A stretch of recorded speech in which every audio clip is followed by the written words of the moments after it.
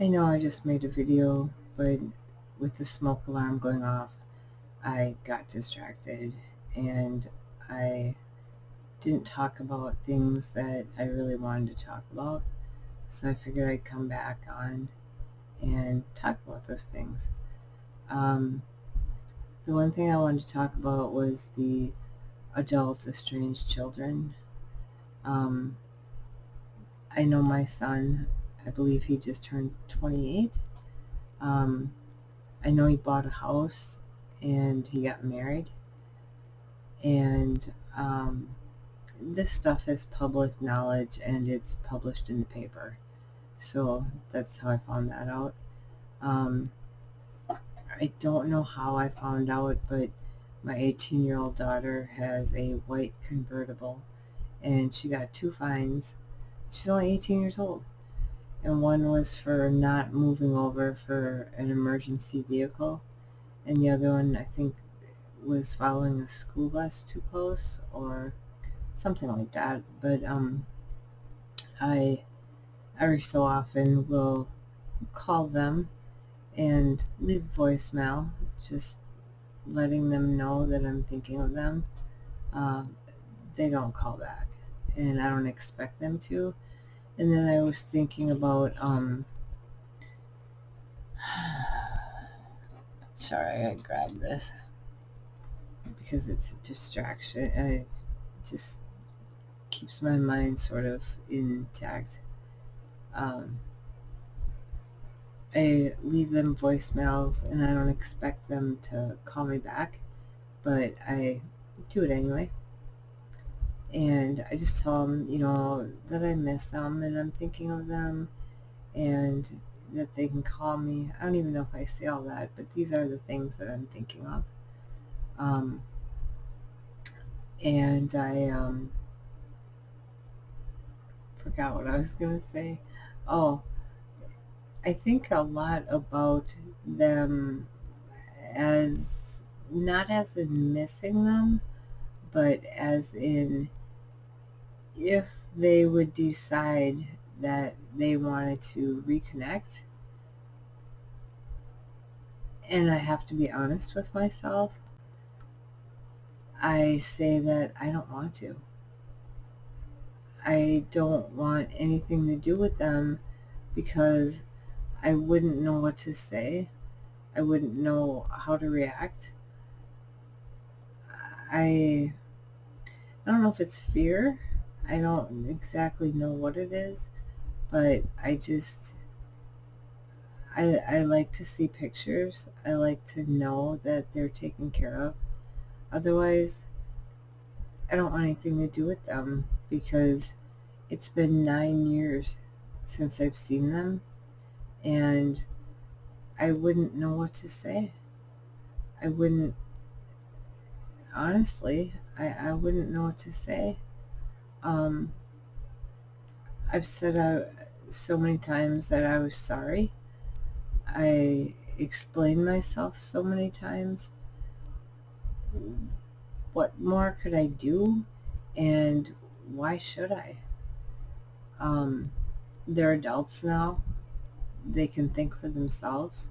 Whether or not they do, that's questionable. I know that they still have many influences in their lives. I'm sure of that. There's no way that beside my son, who's 28, my daughter is 22, and my other daughter is 18. Um, I know that they have influences still, and why would they leave where the getting's good? They wouldn't. So I don't expect them to have really any contact with me anytime soon. And I feel like the longer it goes on, it's just going to get worse. I don't see it getting better. I don't see them forgiving me or having anything to do with me. Um, they know I have mental illnesses. they blame things that happened on those mental illnesses, and I don't think that's fair. So there really isn't anything I can do. I've sent them letters, which they've rejected. I've sent them correspondence. Um, if you've watched my other videos, you know that I've sent them an SD card with their entire childhood on it, and they refused it. And then it got lost in the mail, and I let USPS know that it was lost, and they haven't found it. So I just have moved on with my life. Yeah, my hair's finally growing out again. I know you needed to know that, so I told you. I have become best friends with David's sister. Her and I have a lot in common. We went up there, and it was like a almost 4 hour trip, but it was so much fun. We had so many laughs, and her and I get along so good. We talk almost every day, if not every day. And I need that because down here, I have nothing. Either there's people to talk to, but I don't want to talk to them. I have no desire to talk to anybody down here. It's trust. But then with David and I, both of us being bipolar, both of us being, I can't think because it's like 2:30. It's 3 o'clock in the morning. Holy shit. With our mental illnesses and the things we have the same, that makes it really hard on us to get along. We argue and fight over everything. It makes it really hard to find somebody to talk to. So I do have her to talk to, and he has PTSD, and he's got like everything I do. So it makes it really difficult. And then instead of going to the same mental, it's not what I meant. Well, that too, mental, but medical places, we go to different places. So that it's hard to say we've gone to the same doctors because we go to different doctors. I have my bearded dragons I talk about. I don't know if you can see. There we go. From here all the way down to here. Down here. Our puppy, she came running in the house from outside, and there was the doorway and then a box fan between the doorway, and she ran me over, and I was holding my male beard dragon, and I tried to protect him, and I think that's his body that scratched me up. There's no way it's his claws, but I think that was his body. And then like 2 days before that, I tripped over my female dog. I came out of the bathroom, and I tripped over her and fell. And for those of you who don't know, I have a prosthetic knee. That's what they call it, but a knee replacement that went bad, and that was over 5 years ago. And they won't touch it down here because they didn't do the work. So I have a bad knee and a good knee. And I fell on the good knee and had a big scrape on my kneecap, and that hurt like hell. So it's just like one thing after another. If that doesn't get you down, I don't know what will. But I'm a tough cookie. So if any of you get the chance, um, a really good way of cooking, because I don't use my stove. I use pressure cooker. And I taught myself how to use that, and I looked at YouTube, and I looked around and found how to use pressure cooker, and it's so much easier. You throw your meat in there, you throw your potatoes, your vegetables, whatever you want, and an hour later or less, you have a whole meal in one. And you have your slow cookers, your crock pots, and those take all day. This takes like maybe an hour, and that's meat that's frozen, or it can be. So I totally got into that. Trying to think what else I came back to talk to you about.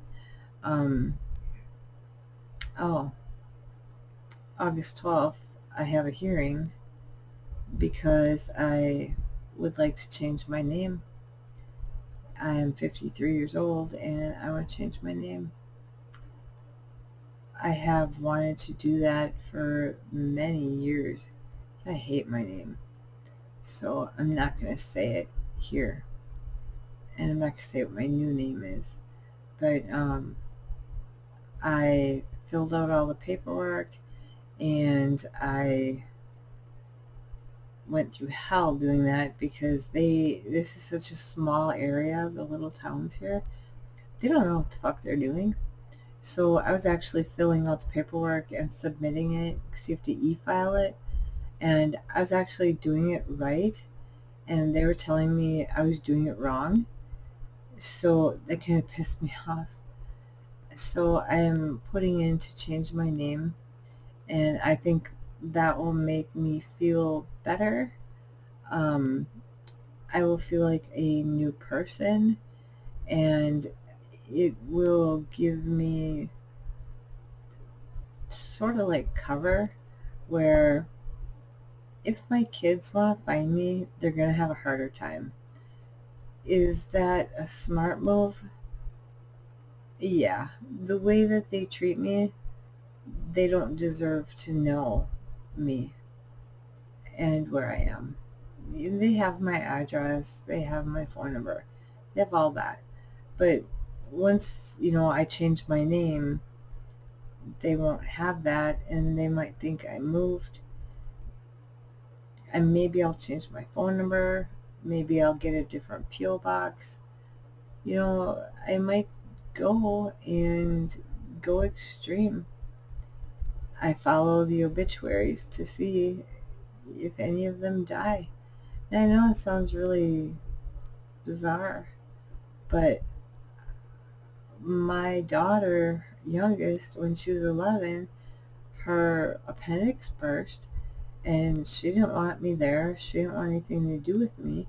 So I guess, I know she was 11, but she had a father who could have said, you could die, you should have your mom here. But they don't want anything with me.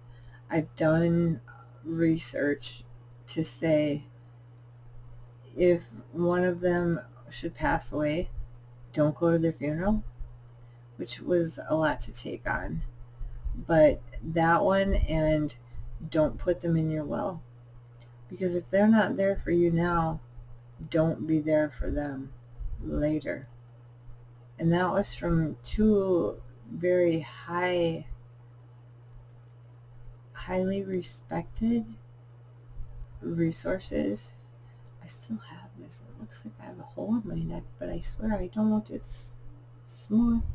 I just see it. I'm really super self-conscious. I apologize for that. I don't apologize for being self-conscious. I apologize for pointing it out. But I have my sister-in-law, best friend. I have her in my life, so it helps. David tries to help. I just get frustrated. It's 3:15 in the morning. It's not unusual for us to still be up. there are days that are really hot, 90 degrees. I don't do hot. Why did we move down here? It's a lot hotter than where we came from. But it's nice down here. It's very small, and I don't know a lot of the people because I don't want to. I moved. I don't know about David, but I know I moved. I wanted to move down here to, like I always say, run away from home.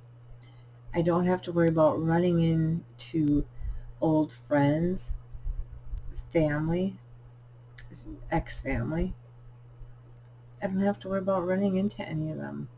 I can go to Walmart and not worry about running into any of them. Not like back there. I don't have to worry about running into them, and that's very satisfactory for me. I can be down here and do what I want and not have to worry about it. I have a cousin on Facebook that I can talk to. Kind of awkward, but I'm not sure if he still talks to my mom or not. I know he talked to me about it, but I don't know if he actually still talks to her. I have to learn not to give a shit. So I just want to talk about, the estranged adult children, adult estranged children, however you want to say it, you get the idea. And that's just it. Between David, his sister, and me, we all have adult estranged children. That's the one thing we have in common. And I know that sounds weird in a way, but it makes it so we can talk about it, or we can say, it's not that I miss the kids, I miss the children, the grandchildren, or, we can just talk about it and express our feelings on the situations, on how things happened, what happened, what if they came around, um, things like that, and then we have the mental illnesses, which is just so much fun. We all have them, so that's another thing that we have in common. Her and I have a lot of things in common, and it's hysterical. We actually laugh. I taught her how to use Snapchat, and oh my God, it is so funny. We did Snapchat together when I was there, and I was going to drive myself up there, and then we decided to just split at like 8:30 in the morning, and we got there at like 11:30, and stayed, I don't know, till 5:30 or something like that. But had a good time. Was really happy. I cried when I saw her because we couldn't wait to see each other, and yeah, I was really happy. So I just, like said, I wanted to come back and make a video about adult estranged children, and how I would handle the situation if for some reason they wanted to reconnect with me, that I don't want to. I know, because it's been 9 years, I don't know them. And I gave my son up for adoption when I was 15, and I said, you don't miss what you don't know. So I don't know them anymore, and so I don't miss them. And that probably sounds horrible coming from a mother who birthed them, but they also have a part in that, of they could reach out, they could make contact. I've tried, and I have gotten nowhere but rejection. And that's the part that hurts, is the rejection. So they can live with that. I can live with that. And they can go about their lives just like I am. And that's what my therapist says is go upon your go. What was that? That wasn't right. Go, with your life, live your life. They are. They're living their adult lives. You need to live yours. So I have been. I think about them. I talk about them, but I don't really think I want anything to do with them. I think that it would be awkward. I don't think it would be painful, but I know it would be awkward. And I just am not up to that. So I hope you got something out of this video. Maybe some support, maybe some idea of what you would do. If you have anything, to leave it down in the comments. And I will talk to you soon. Have a good day.